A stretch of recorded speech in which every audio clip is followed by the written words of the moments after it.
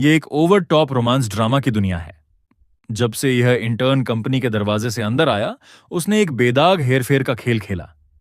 उसने असली आत्मा की दत्तक बहन और पत्नी को पूरी तरह से अपनी उंगलियों पर नचाया। शुरुआत में उनके पास थोड़ी समझ थी, लेकिन इवान बार बार पीड़ित होने का नाटक करता रहा और उन्होंने वास्तव में उस पर विश्वास कर लिया। उन्होंने असली आत्मा पर हर एक शेयर सेरेना के नाम करने का दबाव बनाया। सेरेना ने पलटकर सब कुछ इवान को सौंप दिया। अंत में असली आत्मा को एक पुल के नीचे घेर लिया गया और पीट पीट कर मार डाला गया। कंपनी के दिवालिया होने के बाद इवान ने आखिरकार अपना असली चेहरा दिखाया। उसने आखिरी पैसा लिया और मजे करने के लिए विदेश भाग गया। यह किस तरह की बीमार कहानी है? जब मैं अपनी आंखें फिर से खोलता हूं तो मैं एड्रियन तांग हूं। अपने दूसरे जीवन की पहली झलक। मैं अपने खुद के ऑफिस के दरवाजे के बाहर खड़ा हूं। अंदर मेरी पत्नी और वह इंटर्न एक दूसरे के सामने बैठे हैं। इवान वहां लेटा हुआ है, खुद में मग्न। फिर वह मुझे देखता है और तुरंत अपना सिर झुका लेता है ताकि मासूम बन सके। हनी, तुम यह चेहरा क्यों बना रही हो? क्या तुम्हें अंदाजा है कि तुम इवान को कितना डरा रही हो? इवान मेरी कुर्सी पर ऐसे बैठा है जैसे यह उसकी हो। फिर उसे महसूस होता है कि कुछ गड़बड़ है। वह अपने पैरों पर लड़खड़ाते हुए खड़ा होता है और अपना सिर झुका लेता है, एक अच्छे लड़के का नाटक करते हुए। मिस्टर तांग, यह सब मेरी गलती है। मुझे आपके ऑफिस में बैठने का कोई अधिकार नहीं था। मैं इसे अभी आपको वापस दे दूंगा। कृपया गुस्सा मत होइए, सेरेना बीच में बोलती है। इवान, मैंने कहा था कि यह ऑफिस तुम्हारा है, कोई तुमसे इसे नहीं छीन रहा है। हनी, इवान बहुत दयालु है। वह एक चींटी को भी नहीं कुचलेगा और फिर भी तुम बार बार उसके पीछे पड़े रहते हो। इवान को बिल्डिंग का सबसे अच्छा ऑफिस देना तुम्हारी गलतियों के लिए मेरा प्रायश्चित करना है। इतने कृतघ्न मत बनो। मेरी गलतियों के लिए प्रायश्चित? मैं इंतजार नहीं करता, मैं मुक्का मारता हूं। इवान जोर से झिझकता है। बाहर हर कोई जम जाता है। अगले ही पल वह दयनीय नाटक वापस आ जाता है। मिस्टर तांग, यह सब मेरी गलती है। आप अपना गुस्सा मुझ पर निकाल सकते हैं, लेकिन आप सेरेना को कैसे मार सकते हैं? नीना आगे आती है गुस्से में। एड्रियन, तुम्हारी हिम्मत कैसे हुई मुझे मारने की? सेरेना, क्या तुम भूल गई हो कि तुम कौन हो? तुम घुटनों पर बैठोगी और माफी मांगोगी, वरना मैं तुम्हें कभी माफ नहीं करूंगा। मैं उसकी बात काट देता हूं। तुम तांग परिवार के पैसे पर पलने वाली सिर्फ एक चैरिटी केस हो। मैं अंधा था जो तुमसे शादी की। यही एकमात्र कारण है कि तुम कभी वाइस प्रेसिडेंट बनी। सेरेना चिल्लाती है। अपना मुंह बंद करो। तुमने एक इंटर्न के लिए $1,000,000 की घड़ी खरीदने में मेरे पैसे उड़ा दिए और अब तुम चाहते हो कि मैं घुटने टेकूं? तुम खुद को समझते क्या हो? काफी है एड्रियन। मैं जो कुछ भी करती हूं, तुम्हें क्या लगता है वह किसके लिए है? सब इसलिए क्योंकि तुम इवान को निशाना बनाते रहते हो। मैं तुम्हारी गंदगी साफ कर रही हूं और आभारी होने के बजाय तुमने मुझे मारा। फिर से वही, ये रोमांस ड्रामा लॉजिक। जितना मैं सुनता हूं, मेरी मुट्ठी उतनी ही कसती है। धन्यवाद, पूरे परिवार का धन्यवाद। सेरेना, इसे साफ साफ समझ लो। तुम जिन चीजों से लोगों पर रौब झाड़ती हो, वह चमक और रुतबा, ये सब तुम्हें किसने दिया? इवान फिर से शुरू होता है, कोमल और घायल। मिस्टर तांग, मुझे पता है कि आप मुझे पसंद नहीं करते। मुझे पता है आपको हमेशा लगता था कि मैं ही वह हूं जिसने सेरेना और नीना का ध्यान आपसे छीन लिया। लेकिन मैंने वास्तव में आपसे किसी भी चीज के लिए कभी प्रतिस्पर्धा नहीं की। तुम बस मुझे बीमार करना चाहते हो, है ना? गुस्सा मुझ पर हावी हो जाता है। मैं इवान को कॉलर से पकड़ता हूं और असली आत्मा की ओर से उसके चेहरे पर एक के बाद एक घूंसे बरसाता हूं। हवा में एक तेज चीख गूंजती है। मुझे मारना बंद करो। अफरा तफरी में कोई चिल्लाता है कि वीपी नीना आ गई है। नीना मुझे इवान को पीटते हुए पाती है और कोई भी मुझे रोकने की कोशिश नहीं करता। बिना एक शब्द कहे वह डेस्क से एक फूलदान उठाती है और सीधे मेरे सिर के पीछे जोर से मारती है। लेकिन अगले ही पल चीख और भी तेज हो जाती है। प्रहार जोर से इवान पर लगता है। इवान, इवान, मैं वो मेरे लिए था, है ना? बहुत बुरा कि तुम्हारा निशाना थोड़ा चूक गया। नीना मेरी ओर इशारा करती है। यह सब तुम्हारी गलती है। तुम हटे क्यों? अगर तुम इस पूरे समय इवान को परेशान नहीं कर रहे होते तो मैं कभी नहीं चूकती। क्या अब तुम संतुष्ट हो? संतुष्ट? बिल्कुल। वास्तव में तुम्हारा निशाना बिल्कुल भी बुरा नहीं था। एक सेकंड के लिए मुझे लगा कि तुम मेरी तरफ हो। सेरेना इवान को अपने करीब खींचती है। कोई एम्बुलेंस बुलाओ। रुको, इवान, पकड़े रहो, मैं तुम्हें अस्पताल ले जा रही हूं। सेरेना इवान को दरवाजे की ओर ले जाती है। मैं अकेला खड़ा होकर इस छोटे से नाटक को खत्म होते देखता हूं। पिटाई पूरी हो गई, ड्रामा खत्म हो गया। अब असली काम संभालने का समय है। मैं जानता हूं कि यह कहानी कैसे आगे बढ़ने वाली थी, इसलिए मैं हर एक भागने के रास्ते को एक एक करके काट दूंगा। मैनेजर वांग, मेरे ऑफिस। अभी सेरेना और नीना के लिए हर रिकॉर्ड निकालो। हर खर्च का रिफंड, हर बिजनेस खर्च, कंपनी अकाउंट पर खरीदे गए हर उपहार, विशेष रूप से पिछले 3 महीने। एक भी ट्रांजैक्शन छूटना नहीं चाहिए।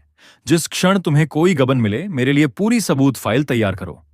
मैनेजर वांग के कमरे से बाहर निकलते ही मैं नीचे देखता हूं और अपने हाथ में ब्लैक कार्ड गिनता हूं। इसने मुझे कुछ याद दिलाया। मेरे नाम के सभी सप्लीमेंट्री कार्ड रद्द कर दो, सभी। एक और पैसा खर्च नहीं होगा। जी सर। मैं अपने निजी वकील को फोन करता हूं। तलाक का समझौता तैयार करो। सेरेना को कुछ नहीं मिलना चाहिए। साथ ही कंपनी के फंड के दुरुपयोग और संपत्ति के गबन को कवर करने वाली एक लीगल ब्रीफ तैयार करो। इसे तैयार रखो। तुम सभी मुझे अपना पर्सनल कैश काउ समझती हो। देखते हैं एड्रियन तांग के बिना तुम्हारे पास क्या बचता है। इस बीच एड्रियन के साथ क्या हो रहा है? ऐसा लगता है कि वह पूरी तरह से एक अलग व्यक्ति है। अस्पताल के कमरे में सेरेना इवान के मुंह में दलिया डाल रही है, जबकि नीना उनके बगल में खड़ी है। भौहें तनी हुई हैं। और क्या हो सकता है? वह इवान से जलता है। उसे लगता है कि अगर वह इतना बड़ा सीन बनाएगा तो मैं वास्तव में उस पर ध्यान दूंगी। ये मेरी गलती है। अगर मैं नहीं होती तो इनमें से कुछ भी नहीं हुआ होता। नीना बीच में बोलती है, इवान, उसका बचाव करना बंद करो। एड्रियन बस छोटा दिल का है, सीधा और सरल।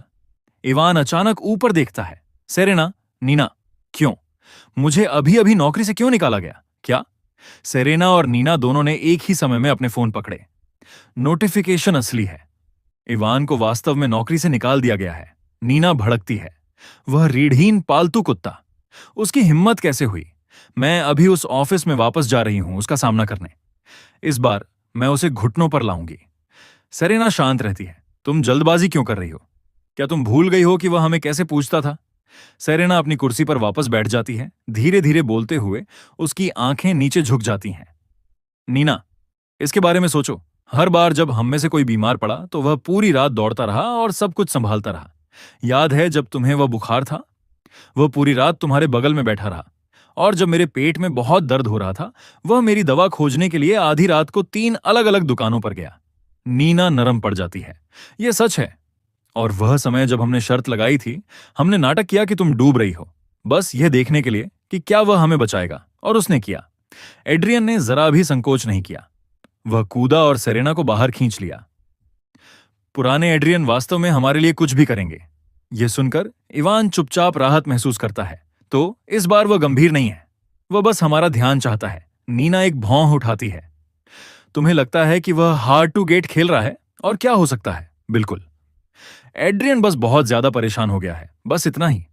वे तीनों उस अस्पताल के कमरे में मेरी हर चाल को ऐसे परख रहे हैं जैसे उन्होंने सब कुछ समझ लिया हो। अच्छा है, मैं बड़ी शान से रहूंगा और मुझे इस बार बहुत लंबे समय तक जीने को मिलेगा। 1 सप्ताह बाद मैं अस्पताल में अपनी मेडिकल रिपोर्ट देख रहा हूं जब मैं ऊपर देखता हूं और उन तीनों को फ्रंट डेस्क पर पैसे चुकाने की कोशिश करते हुए देखता हूं। मिस सु, आपके अनुरोध के अनुसार कुल मेडिकल बिल 2.3 मिलियन युआन है। इवान ये नंबर सुनकर लगभग फर्श में सिमट जाता है। सेरेना नहीं झिझकती। वह अपना कार्ड काउंटर पर सरकाती है। पेमेंट करो। मुझे खेद है, पेमेंट डिक्लाइन हो गया है। सेरेना की भौहें तन जाती हैं। फिर से कोशिश करो। फिर से डिक्लाइन हो गया। मिस्सू, क्या आप किसी दूसरे कार्ड से कोशिश करना चाहेंगी? सेरेना के चेहरे का रंग पल पल उड़ता जाता है। इवान पीछे हट जाता है। सेरेना, यह कैसे संभव है? सेरेना की आंखें ठंडी हो जाती हैं। वह भीड़ को स्कैन करती है और मुझे ढूंढ लेती है। वह एक पल के लिए हिचकिचाती है, फिर सीधे मेरी तरफ बढ़ती है। एड्रियन, क्या तुमने हमारे कार्ड फ्रीज कर दिए? क्या तुम्हें अंदाजा है कि वह कितना अपमानजनक था? मैं हिलता नहीं हूं। हमारे आसपास के लोग देख रहे हैं। मैंने अपने सप्लीमेंट्री कार्ड रद्द कर दिए हैं। अगर तुम्हारा कार्ड काम नहीं करता तो वह मेरी समस्या नहीं है। सेरेना पलटवार करती है। वे कार्ड तुम्हारे नाम पर हैं, सही है, लेकिन मैं तुम्हारी पत्नी हूं। क्या मेरे लिए तुम्हारा कार्ड इस्तेमाल करना पूरी तरह सामान्य नहीं है? सामान्य? मैं शब्द दोहराता हूं और सेरेना मेरे स्वर में शांत मनोरंजन पकड़ लेती है। अपने बॉयफ्रेंड के मेडिकल बिल चुकाने के लिए मेरे पैसे का इस्तेमाल करना यह तुम्हारे लिए सामान्य है? एक पास की महिला हांफती है। आह, तो यह पति है? फिर वह लड़का कौन है जो उसके बगल में खड़ा है? एक वृद्ध महिला बीच में कूदती है। अपने पति के पैसे का इस्तेमाल करके अपने बॉयफ्रेंड के अस्पताल का बिल चुका रही है, और वह भी बेहतरीन इलाज के साथ। बिल्कुल बेशर्म। सेरेना का धैर्य टूटने लगता है। तुम सब अपना मुंह बंद करो। इवान सिर्फ मेरा छोटा भाई है। मैंने उसे अपने संरक्षण में लिया है। कोई चिल्लाता है छोटा भाई सीक्रेट लवर जैसा ज्यादा लग रहा है। भीड़ में हंसी की लहर दौड़ जाती है। नीना आगे बढ़ती है। काफी है एड्रियन, तुम अपनी जलन दिखाने की एक सीमा होती है। अभी जाओ और बिल चुकाओ। इवान मौके का फायदा उठाता है। मिस्टर तांग, मुझे पता है कि आपको यह बुरा लगता है कि सेरेना और नीना मेरी परवाह करती हैं। मैं समझता हूं कि यह आपको असहज करता है, लेकिन आप सिर्फ उन्हें परेशान करने के लिए ये बचकानी हरकतें नहीं कर सकते। भीड़ इसे खा जाती है। तुम मुझे व्यवहार करने का तरीका सिखाने वाले कौन होते हो? इवान सेरेना को एक लुक देता है और वह तुरंत उसके बचाव में कूद पड़ती है। काफी है, इवान पहले से ही इतना घायल है और तुम अभी भी उसे मार रहे हो।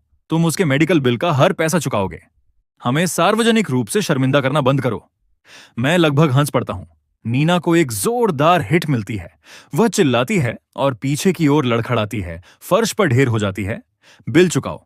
तुम तीनों शुरू से ही शर्मिंदगी का कारण बनी हुई हो। इसका मुझसे क्या लेना देना? सेरेना दौड़कर जाती है। नीना, भीड़ में से कोई चिल्लाता है, तुम सही हो नौजवान, ऐसे लोगों को 1 इंच भी जगह मत दो। सेरेना जमीन खोती हुई एक अलग एंगल आजमाती है।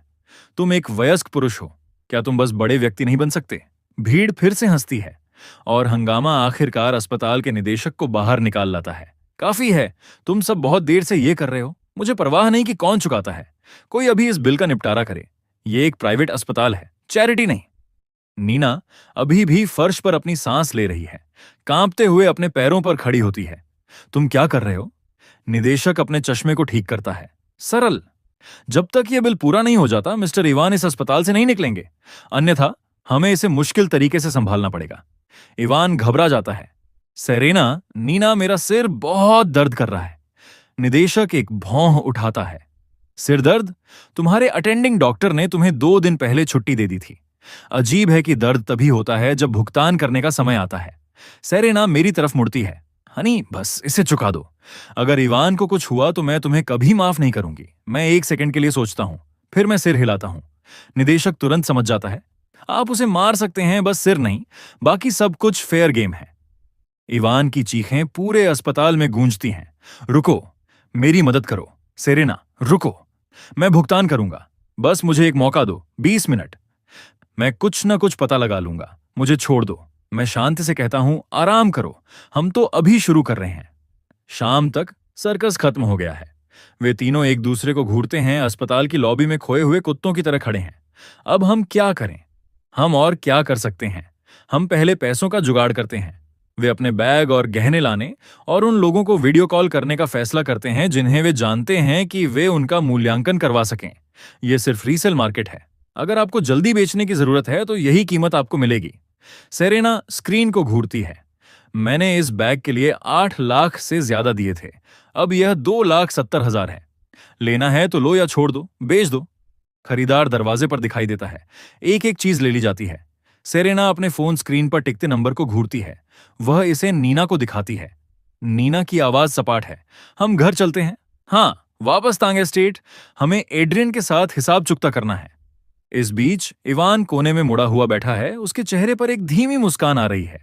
एक शांत, संतुष्ट हंसी उसके मुंह से निकलती है। उस रात तांग एस्टेट। मैं डाइनिंग टेबल पर अकेला बैठा हूं। मेरे सामने भोजन का पूरा प्रसार है। शांति से खा रहा हूं जब तक कि बर्बाद तिकड़ी अंदर नहीं आ जाती। सेरेना चिल्लाती है, तुम हमारे बिना खाना कैसे शुरू कर सकते हो? क्या मैंने तुम्हें टेक्स्ट नहीं किया? हम इवान को रात के खाने के लिए घर ला रहे थे। ठीक है, तुमने उसका अस्पताल का बिल नहीं चुकाया, लेकिन अब तुम खाना भी तैयार नहीं कर सकते। तुम इसे कितनी दूर ले जाने वाले हो? इवान आग में घी डालता है। नीना, कृपया परेशान ना हो। यह सब मेरी गलती है। शायद मुझे बस चले जाना चाहिए। नीना उसे मना कर देती है। तुम अभी भी एक मरीज हो। अगर तुम वापस अकेले गए तो तुम्हारी देखभाल कौन करेगा? और वह तुम्हारा छोटा सा कमरा, वहां कोई कैसे रह सकता है? इवान हिचकिचाता है। क्या तुम सुनिश्चित हो कि यह सब ठीक है? सेरेना मजबूती से कहती है, यह मेरा घर भी है। तुम जितना चाहो उतना रह सकते हो।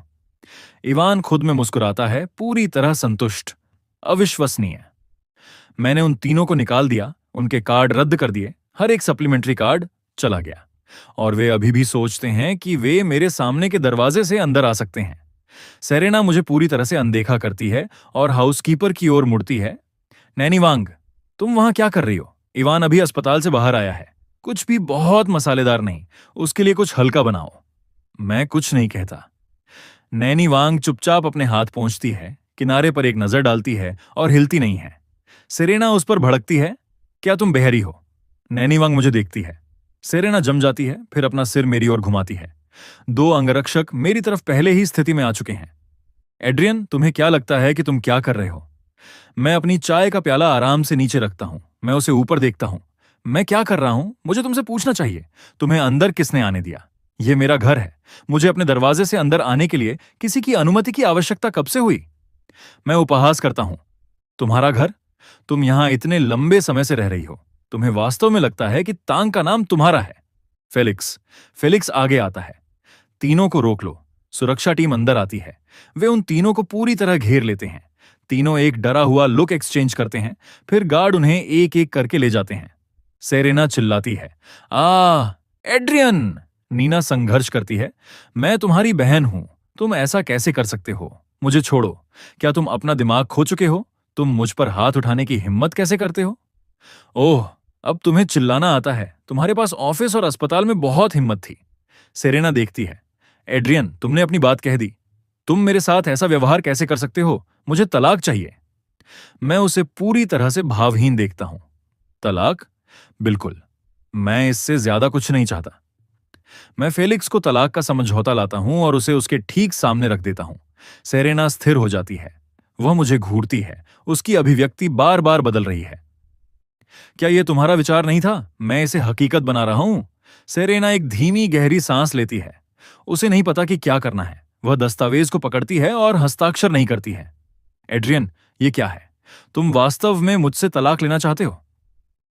क्या यह वह नहीं था जो तुमने कहा था? अगर तुम्हारा मतलब यही है तो उस पर हस्ताक्षर करो। सेरेना शांत हो जाती है। वह मुझे घूरती है। फिर समझदारी का एक भाव उसके चेहरे पर आता है। खाली हाथ जाना। एड्रियन, तुम सच में खेल खेलना जानते हो। हाई स्कूल से तुमने वही किया जो मैंने कहा।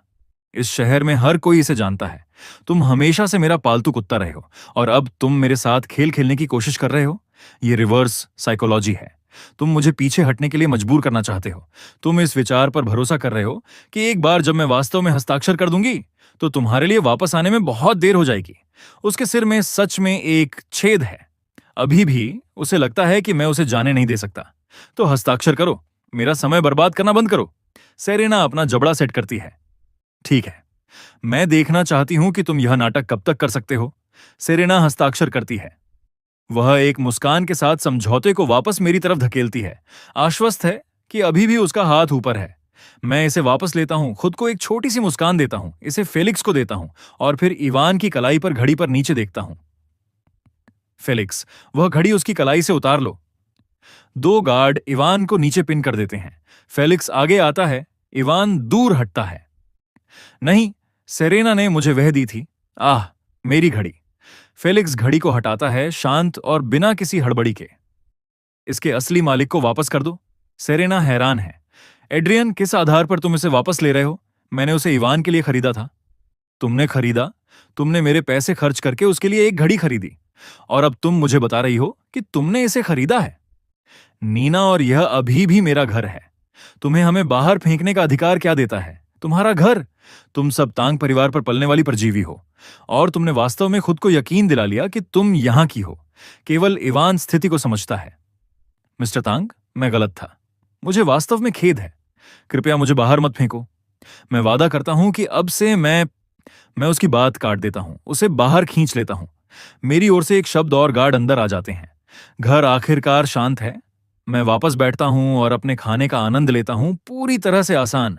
मुझे छोड़ो। तुम क्या कर रहे हो? मुझसे दूर हटो। तुम झटके। तुम इस पर पछताओगे। तुम मुझे छूने की हिम्मत कैसे करते हो? तुम इसकी कीमत चुकाओगे। सेरेना और नीना हर चीज से लड़ती हैं। इवान को उसके कॉलर से बाहर खींच लिया जाता है जो फर्श पर रेंग रहा है। सेरेना रास्ते में अपने बैग और गहने हथियाने की कोशिश करती है। वह उन्हें नकद के लिए बेचने की योजना बना रही है। वे भी तुम्हारे नहीं हैं, नीना जवाब देती है। मैं यहां 10 से अधिक वर्षों से रह रही हूं। यह मेरा घर है। किसी पर लंबे समय तक निर्भर रहने से वह तुम्हारा नहीं बन जाता। उन्हें बाहर निकालो और वे तांग एस्टेट के अंदर एक कदम भी न रखें। गार्ड उन सभी को बाहर निकाल देते हैं। इवान सामने की सीढ़ियों पर जोर से गिरता है। मैं पूरी तरह उदासीन होकर देखता हूं। फिर मैं मुड़ता हूं और चला जाता हूं। तांग एस्टेट के गेट बंद हो जाते हैं। दरवाजा खोलो। एड्रियन, यहां बाहर आओ। इवान फिर से शुरू करने के लिए अपना मुंह खोलता है जब फेलिक्स की आवाज अंदर से आती है। फिर से दस्तक दो और हम कुछ तोड़ देंगे। सेरेना और नीना इवान को उनके बीच सहारा देती हैं और खिसक जाती हैं। उस रात देर गए इवान के खस्ता हाल रेंटल रूम में। इवान कोने में दुबका हुआ है और ऐसे बोलता है जैसे उसे किसी बात की परवाह ही ना हो। सेरेना, नीना, क्या होगा अगर मिस्टर तांग वास्तव में तुम दोनों से तंग आ चुके हैं? नीना सेरेना की ओर देखती है। मैं भी यही सोच रही हूं। एड्रियन इस बार कुछ अलग लग रहा है। सच में बहुत अलग। सेरेना शांत बनी रहती है। तुम दोनों घबरा क्यों रही हो? यह बिल्कुल वही पल है जहां तुम्हें अपना धैर्य बनाए रखना है। एड्रियन जो कुछ भी कर रहा है वह हमें गिड़गिड़ाने के लिए मजबूर करने के लिए है। नीना को बात समझ में आती है। तुम्हारा मतलब है कि वह ब्लफ कर रहा है? वह इस बात पर दांव लगा रहा है कि क्या हम वापस आएंगे, लेकिन जिस क्षण हम ऐसा करेंगे वह हमें हमेशा के लिए गुलाम बना लेगा। मेरा भरोसा करो, 1 हफ्ते का समय दो। वह घुटनों पर आकर हमसे वापस आने की भीख मांगेगा। नीना धीरे से सिर हिलाती है। तुम सही कह रही हो।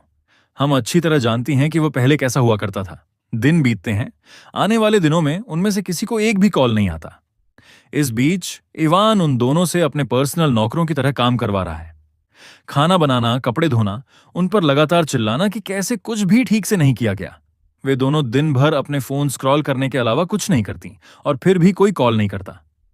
इवान चिल्लाता है, फर्श को ठीक से पोंछो। अभी भी उस पर धूल पड़ी है। उनमें से एक बुदबुदाती है, मैं अभी इसे फिर से कर दूंगी। दूसरी धीरे से कहती है, घबराओ मत। वह पहले हमें बहुत प्यार करता था। वह हमें ऐसे ही नहीं छोड़ सकता। वह जल्द ही हार मान लेगा। दोनों और एक शब्द नहीं बोलती। वे बस आहें भरती हैं। अगली सुबह धड़ धड़ धड़ दरवाजा पीटने से हिल जाता है। इवान, दरवाजा खोलो। तुम्हारा किराया ओवरड्यू है। तुम कब तक टालमटोल करने की योजना बना रहे हो? दरवाजा खुलता है। मकान मालिक अंदर आता है, 2 अतिरिक्त लोगों पर एक नजर डालता है और उसका चेहरा गुस्से से लाल हो जाता है। और अब तुम्हारे साथ 2 अतिरिक्त लोग यहां रह रहे हैं। तुम्हारी बहुत हिम्मत है। इवान विनती करता है, बस मुझे कुछ और दिन दे दो। तुम्हारे पास अपना सामान लेने के लिए 10 मिनट है। अगर तुम तब तक बाहर नहीं निकले तो मैं तुम्हें और तुम्हारे सारे सामान को सड़क पर फेंक दूंगा। 10 मिनट बाद वे तीनों अपने सारे बैगों के साथ बाहर सड़क पर फेंक दिए जाते हैं। बिल्कुल भीगे हुए बिल्लियों की तरह दिख रहे हैं। और तभी आकृतियों का एक समूह कोने से मुड़ता है। हे हे हे हे हे हे, आखिरकार तुम्हें पकड़ ही लिया। इवान, तुम अपना कर्ज कब चुका रहे हो? क्या देख रहे हो? एक भारी मुक्का नीचे आता है। इवान की चीख पूरी सड़क पर गूंज उठती है। आह आह, वह आदमी थूकता है। तुम पर मेरा 1 मिलियन बकाया है और तुम्हें लगा कि तुम छिप सकते हो।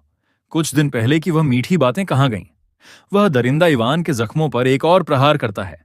सेरेना आगे बढ़ती है, आवाज कांप रही है। क्या तुम हमसे क्या चाहते हो? तुम्हें क्या लगता है हम यहां वसूली करने आए हैं? तुम्हारे पास 1 हफ्ता और है। 1 मिलियन। अगर तुम भुगतान नहीं कर पाए तो ये 2 महिलाएं कर्ज चुकाएंगी। गंजा आदमी एक धीमी हंसी हंसता है। वह जमीन पर थूकता है और अपने दल के साथ चला जाता है। धमकियां खत्म होने के बाद सेरेना और नीना इवान को सहारा देकर खड़ा करती हैं। सेरेना उसे घूरती है। इवान, क्या तुम पर वाकई उनका 1 मिलियन बकाया है? इवान पिटाई के कारण स्तब्ध है। वह लंबे समय तक चुप रहता है। वह जवाब नहीं देता। नीना उसे पकड़ती है, कुछ बोलो। वह 1 मिलियन कहां से आया? इवान आखिरकार बोलता है, मुझे फंसाया गया था। सेरेना और नीना, तुम्हें मेरी मदद करनी होगी। अगर तुम नहीं करोगी तो वे वाकई मुझे मार डालेंगे। नीना की आंखें सिकुड़ जाती हैं। कुछ तो गलत है। जब तुम्हारी मां बीमार थी तो सेरेना और मैंने तुम्हें कुल 2 मिलियन से ज्यादा ट्रांसफर किए थे। वह पैसा कहां है? सेरेना उसे घूरती है। उसकी आंखें लाल हो जाती हैं। उसकी आवाज कांपने लगती है। मुझे जवाब दो, क्या वह भी खत्म हो गया? इवान, क्या तुमने वह 2 मिलियन जुए में उड़ा दिए? क्या तुम्हें अंदाजा है कि नीना और मैं किस द्वार से गुजर रहे हैं? हम भूतों की तरह जी रहे हैं और इस बीच तुम। नीना का धैर्य जवाब दे जाता है। वह आगे बढ़ती है और इवान के चेहरे पर जोर का थप्पड़ जड़ती है। तुम झूठे, तुम गंदे जुआरी, यह सब तुम्हारी वजह से है। अगर तुम नहीं होते तो हमारा यह हाल कैसे होता? सेरेना की आंखों से आंसू गिरने लगते हैं। मेरी पोजीशन, मेरा ब्लैक कार्ड, मेरे बैग, मेरे गहने, घर, सब कुछ चला गया। इवान, तुमने हमें बर्बाद कर दिया। मुझे बताओ इवान, क्या तुमने हमसे जो कुछ भी कहा वह झूठ था? इवान एक पल के लिए चुप रहता है, फिर वह मुस्कुराता है। तुम दोनों को वही मिला जिसकी तुम हकदार हो। वह अपने पैरों पर खड़ा होता है, नीना को धक्का देता है और सेरेना को लात मारकर गिरा देता है। तुम्हें वाकई लगता है कि तुम्हारी कोई अहमियत है? वह उन्हें तिरस्कार से देखता है। वह धीरे से अपना कॉलर सीधा करता है। जैसे तुम दोनों कभी कोई खास थी। मैंने बस पीड़ित होने का नाटक किया, चेहरे पर थोड़ी कॉफी छिड़की, मिस्टर तांग के बारे में कुछ झूठ बोले और तुम दोनों मूर्खों ने हर एक शब्द निगल लिया। उसने सब कुछ खुद ही रचा था। दुर्व्यवहार का नाटक किया, फिर सुरक्षा के लिए सीधे इन दो महिलाओं के पास भागा। जिस पल वे मेरे पीछे आईं, उसने घायल मासूम का नाटक किया, आंसू और बाकी सब कुछ। तुम्हारा अपना परिवार, तुम्हारा अपना पति। तुमने उन पर भरोसा नहीं किया, लेकिन तुमने एक अजनबी पर भरोसा किया। तुम्हारे दिमाग में क्या है? सेरेना की आवाज टूटती है। तुमने हमें पूरे समय झूठ बोला है। तो क्या हुआ अगर मैंने बोला?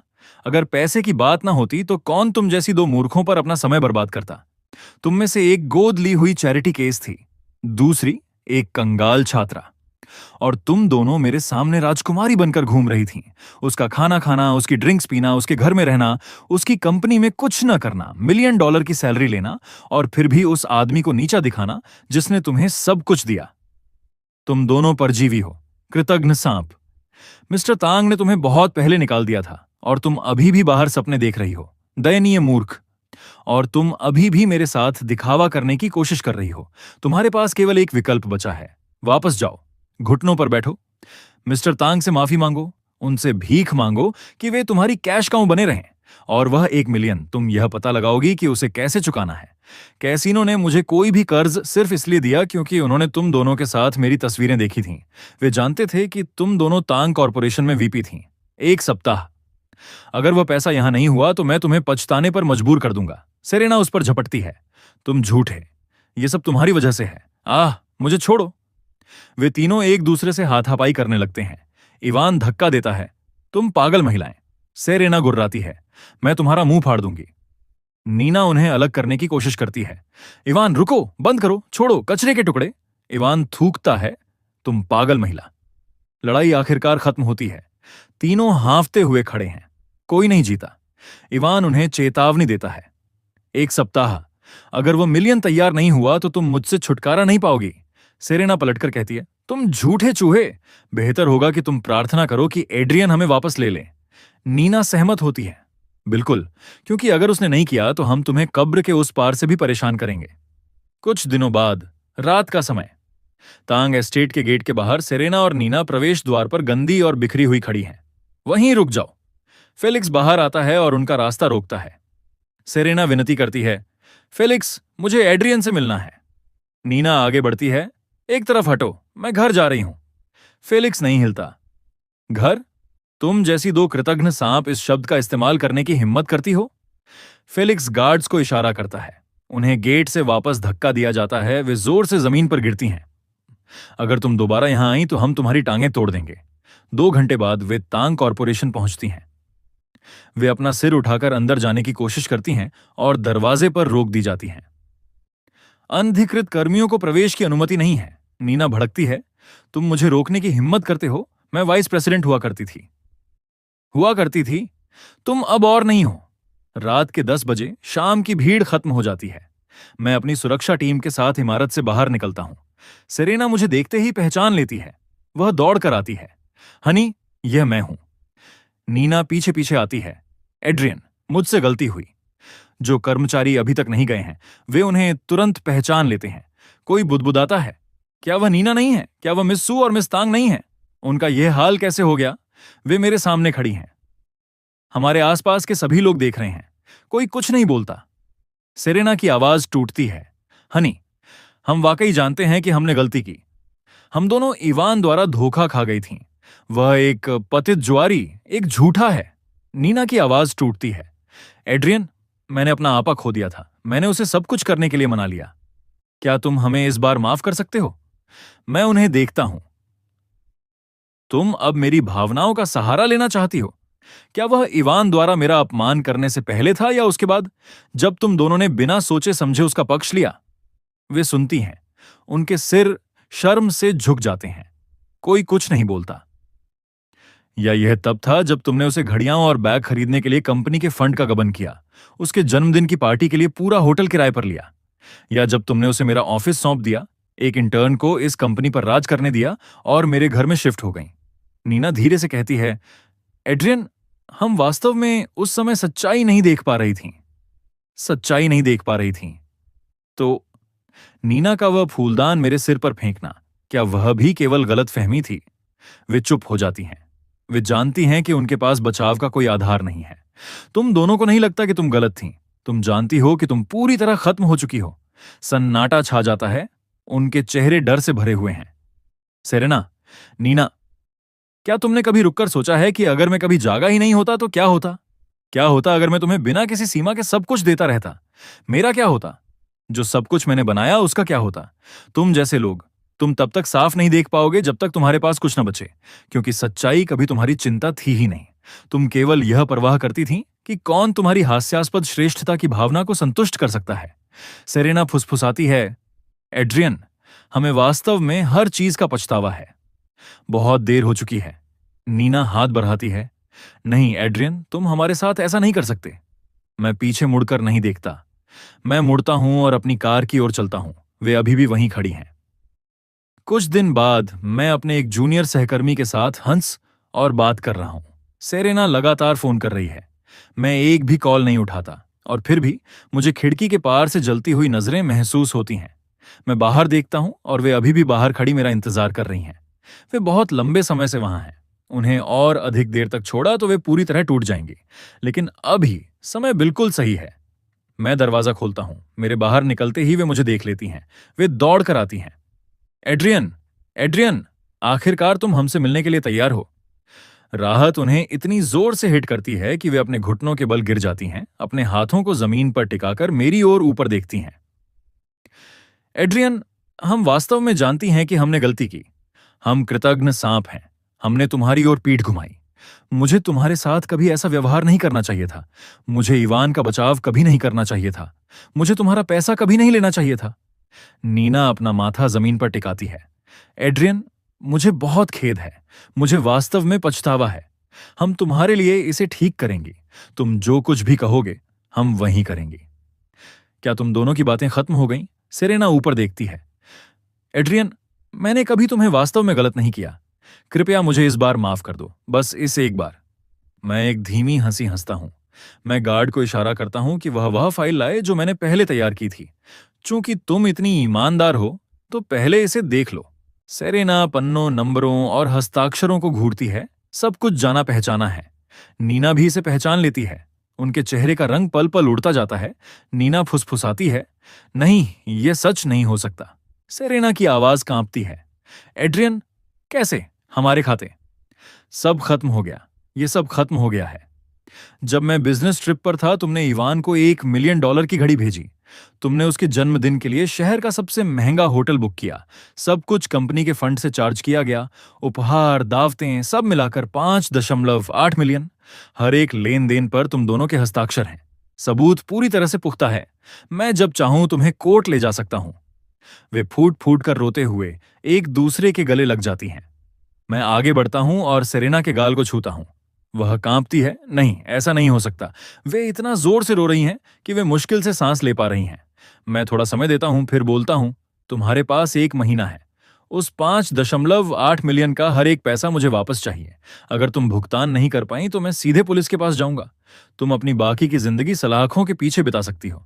नीना का चेहरा पूरी तरह सफेद पड़ जाता है। सेरेना मेरा हाथ पकड़ लेती है। एड्रियन, तुम इतने क्रूर नहीं हो सकते। मैंने अभी तक कोई केस दर्ज भी नहीं किया है। केवल यही दया है। सन्नाटा। मैं मुड़ता हूं और वापस अंदर चला जाता हूं। एड्रियन, कृपया। एड्रियन, ऐसा मत करो, हम बर्बाद हो जाएंगे। तांग एस्टेट के गेट बंद हो जाते हैं। अगले दिन एक खस्ताहाल मोटल रूम में वे अपने फोन पर आधिकारिक नोटिस को घूरती हैं। गबन का आरोप, पुनर्भुगतान की समय सीमा, 15 दिन बाकी। सेरेना दांत पीसते हुए कहती है, वह वास्तव में हमें छोड़ने वाला नहीं है। वह अपना जबड़ा भींचती है। वे अपने विकल्पों पर काम करना शुरू ही करती हैं कि तभी बाहर से दरवाजा जोर से धमाके के साथ खुलता है। दरवाजा खोलो, अंदर मुर्दा बनने का नाटक बंद करो, मुझे पता है कि तुम अंदर हो। एक दिन और अगर पैसे नहीं मिले तो मैं तुम दोनों को देख लूंगा। सेरेना अपना मन बना लेती है, हम इस तरह और नहीं जी सकते। नीना पूछती है, तुम क्या सोच रही हो? हम उसे आज रात बाहर बुलाते हैं, ओवरपास पुल पर मिलते हैं। बाहर दरवाजा पीटने की आवाज तेज हो जाती है। यह दरवाजा खोलो वरना मैं इस जगह के टुकड़े टुकड़े कर दूंगा। ओवरपास पर रात की हवा बहुत तेज है, हल्की बारिश हो रही है। तीनों मिलते हैं। इवान के पहले शब्द पैसे के बारे में हैं। तुमने कहा था कि आज रात तुम्हारे पास मेरे लिए जवाब होगा। सेरेना ठंडे लहजे में कहती है, कोई पैसा नहीं है, हम यहां एक अलग हिसाब चुकता करने आए हैं। इवान हंसता है, हिसाब चुकता करना? तुम इतनी मूर्ख थी कि तुमने उस पर भरोसा कर लिया। सेरेना और नीना उस पर झपटती हैं, अगर हम डूबेंगे तो हम सब साथ डूबेंगे। वे तीनों ओवरपास पर एक दूसरे को धक्का देते हुए लड़खड़ाते हैं, शरीर का एक अराजक उलझाव। दोनों महिलाएं मिलकर इवान को नीचे दबा लेती हैं। फिर इवान घबरा जाता है और खुद को उन पर फेंक देता है और तीनों रेलिंग के ऊपर से नीचे गिर जाते हैं। उनकी चीखें शहर के ऊपर रात के आसमान को चीर देती हैं। ठीक उसी क्षण हवाई, धूप, समुद्र की लहरें, कॉकटेल, इस सारी सुंदरता के बीच मेरा फोन बजता है। एक नोटिफिकेशन आता है, 3 लोग ओवरपास से गिर गए। मैं उस पर एक नजर डालता हूं, फिर फोन नीचे रख देता हूं। मेरी बाहों में मौजूद लड़की एक नरम चंचल आवाज में मुझे चिढ़ाती है। पिछली रात की कोई मजेदार बात छेड़ती है। उसका लहजा शरारत से भरा है। मेरी बेहद अमीर खूबसूरत जिंदगी तो बस अभी शुरू हुई है।